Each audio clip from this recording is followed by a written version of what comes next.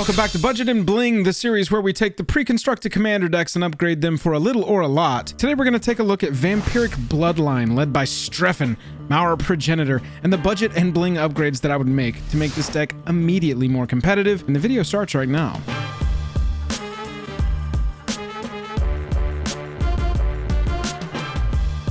Highest level of gratitude to our patrons who power the channel through Patreon. Check out the Patreon link in the description to learn about monthly giveaways, VIP Discord access, and even our official playmat. Hello and welcome to the day. Thank you for spending your time with us. Welcome back to another episode of Jake and Joel Are Magic. I am Joel. We're going to upgrade for a little and a lot Vampiric Bloodline, led by Strefan, Maurer Progenitor. Such a fun commander name to say.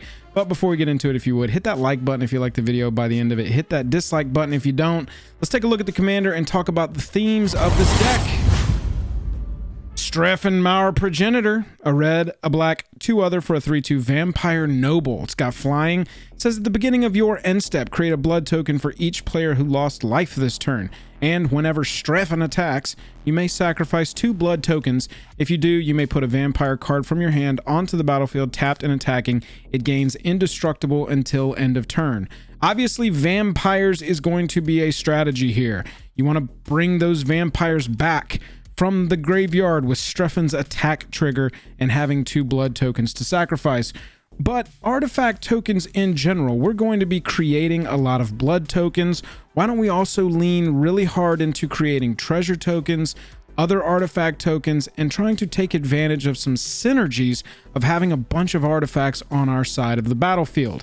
We're going to go over the budget and bling upgrades that I would make for Strefan, focused on those strategies, artifact tokens, and vampires.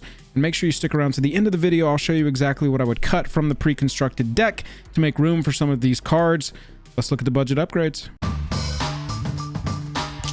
If we're making a bunch of blood tokens in this deck, I want to run some cards with Improvise. Herald of Anguish is only $1, and it's got Improvise, which means your artifacts can help cast this spell. Each artifact you tap after you're done activating mana abilities pays for 1, so you can get the cost of this 5/5 flyer down to 2 mana, 2 black mana.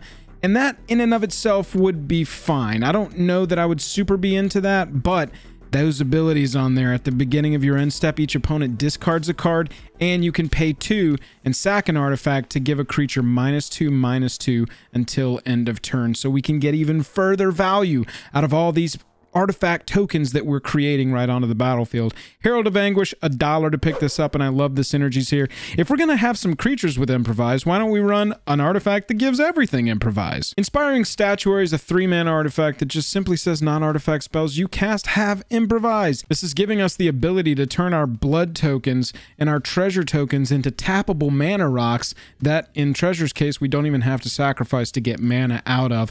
$5 for Inspiring Statuary. I think it could be really good in this deck.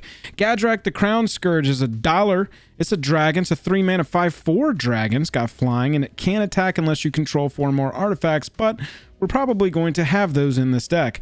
That last ability is really what I think puts this card over the top and makes me want to play it in this deck. At the beginning of your end step, create a treasure token for each non-token creature that died this turn. So if anything's dying, that's turning into treasure tokens, and we're getting more artifact token synergy right into the deck. Reprocess is an old card that I love. I think we went over this card in our Sleeper series, but 4 mana for a sorcery. Sack any number of artifacts, creatures, and or lands, and draw a card for each one sacked this way. I love this. We're creating all these blood tokens. Maybe you don't have anything to do with them, and you don't want to discard any of your hand. Let's refill our hand by sacrificing a bunch of them to cast Reprocess. $4 for that. $7 for Hellkite Tyrant. This has been in some precons before. I think I really like it in this deck just because of the artifact strategy. When it deals combat damage to a player, you gain control of all artifacts that player controls, fine. But at the beginning of your upkeep, if you control 20 or more artifacts, you win the game. This can be a 1-card win condition in a deck that's making a lot of blood tokens and treasure tokens. I think that this card would be excellent in here, even though it's not a vampire. Voldaren Estate. This is a land that was in the main set of the set that these precons came alongside, and it's basically a vampire land that also creates blood tokens. That 5 tap ability, create a blood token. This ability costs 1 less to activate for each vampire you control. That could be free if you've got 5 vampires on the battlefield. You just tap it to create a blood token straight up. Then you can also add mana of any color for 1 life to spend on vampire spells exclusively.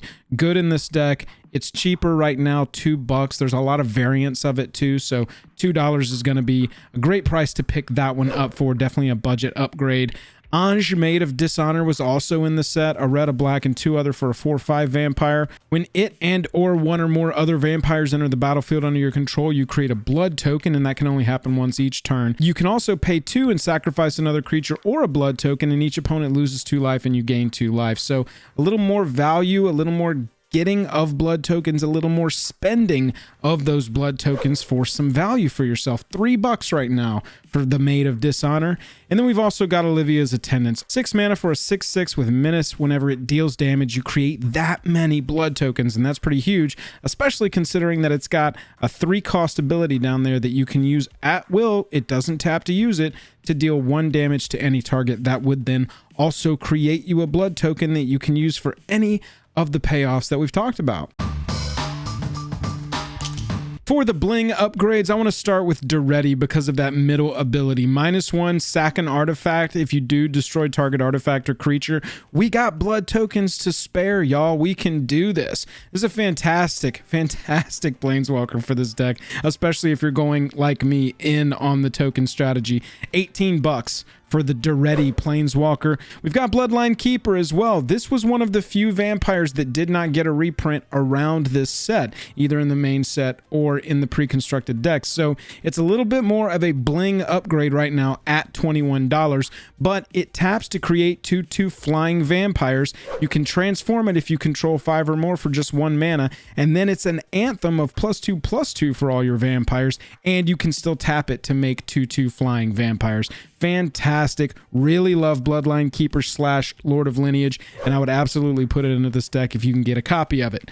Goldspan Dragon, I told you we're going in on treasure tokens as well. Any artifact tokens that we can make, specifically treasure and blood, is going to give us the best payoffs. So run Goldspan Dragon. Whenever it attacks or becomes the target, you're creating a treasure, and that bottom one, all of your treasures sack for 2 of any 1 color instead of just 1. Really love that in a deck. Some of these vampires have some high CMCs, especially in this precon, so the ability to cast them more easily is going to be fantastic. While we're talking about treasure strategy, let's also run Revel in Riches, 5 mana enchantment. Whenever a creature an opponent controls dies, you create a treasure token. And then at the beginning of your upkeep, if you control 10 or more treasures, you win the game straight up. Really love this one. I love win conditions on a single card. Let's get the game over with if it's been going for a long time. It's one of those must-answer enchantments for your opponents, like Revel in Riches in a treasure deck for sure. Urza's Incubator is a 3-mana artifact. When it ETBs, you choose a creature type, and creature spells of the chosen type are 2 less to cast. Like I said, some of the vampires in this deck have some pretty high CMCs, so you want to be able to get to those, and so this is a nice little ramp in colors, black and red, that don't naturally have ramp. We kind of have to lean on mana rocks or treasure tokens to get there.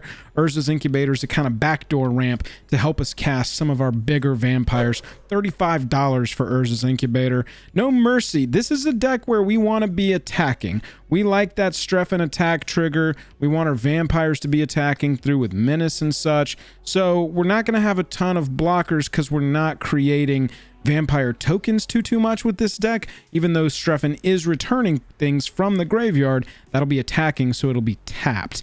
No Mercy is going to protect us from backswings. 4 mana enchantment. Whenever a creature deals damage to you, destroy it. $41 for a little defense insurance policy to make sure that nobody's smacking you back as you're attacking. Now, Mox Opal. This is a fantastic mana rock if you're able to turn on that Metalcraft, and in a deck that is so prevalently creating blood tokens and treasure tokens. Mox Opal, 0 mana, add a mana of any color, activate this ability only if you control 3 or more artifacts. It counts itself, so we just need 2 treasures or 2 blood tokens or 1 of each, and then we can use this 0 cost as a tap for any color.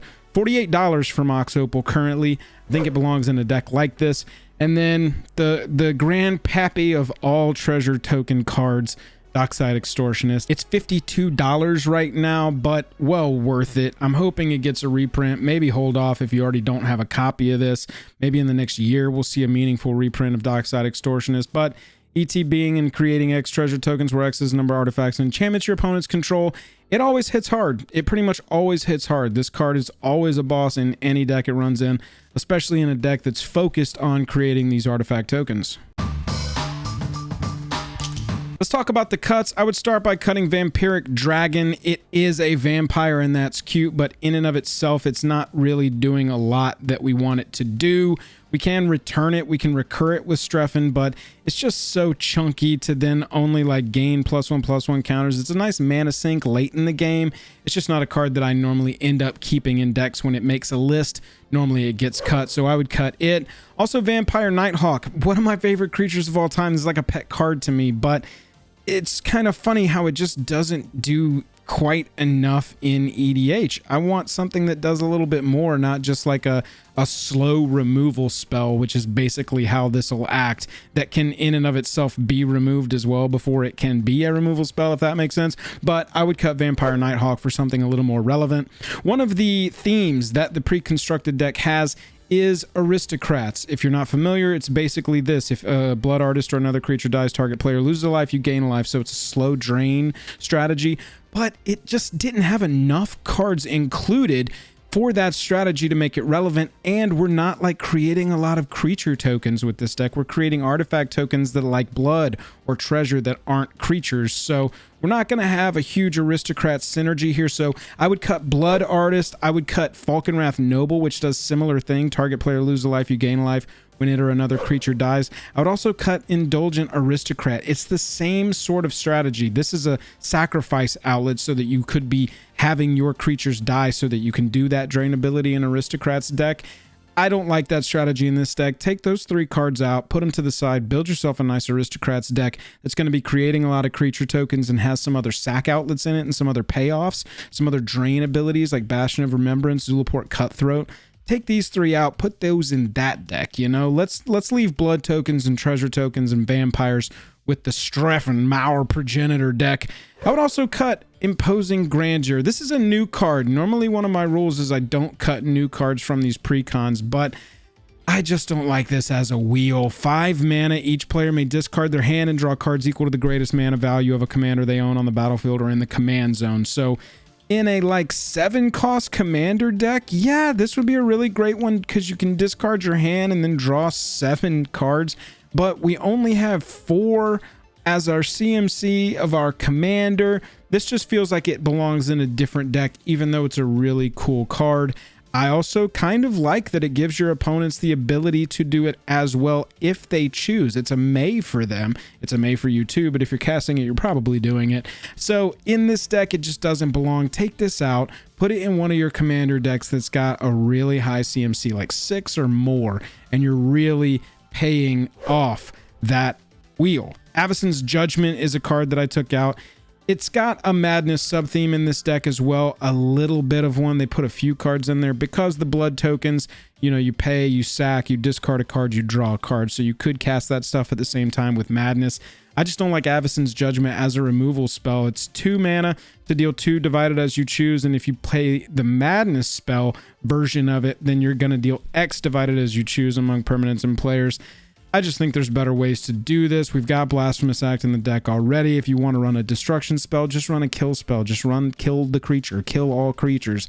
Let's not get cute with the madness just because we can get cute with the madness. You'll always have lands that you want to pitch. And Unstable Obelisk, I'm not even really sure why this was in there. If anybody can tell me if there was like a synergy in here that is relevant with Unstable Obelisk and everything else the deck is trying to do, please let me know. This is mostly just like a really slow removal spell in 2 colors that destroy permanents really well already. So just not sure of the need for Obelisk, maybe just to have an answer to enchantments, but we've already got the 1 black spell that answers enchantments in the deck, so I would cut Unstable Obelisk. Let me know how you have upgraded and built Vampiric Bloodline. I really do think it is a decent choice for a vampire deck. I like that it was taken in a different direction because Edgar Markov is really well known as the go-to vampire commander just because Eminence is so strong of a keyword, but I do like what they've done with Strefan, and I like saying Strefan. If you liked the video or it helped you out at all, hit that like button, hit that subscribe button, and if you want to get involved with the channel on a deeper level, check out our Patreon.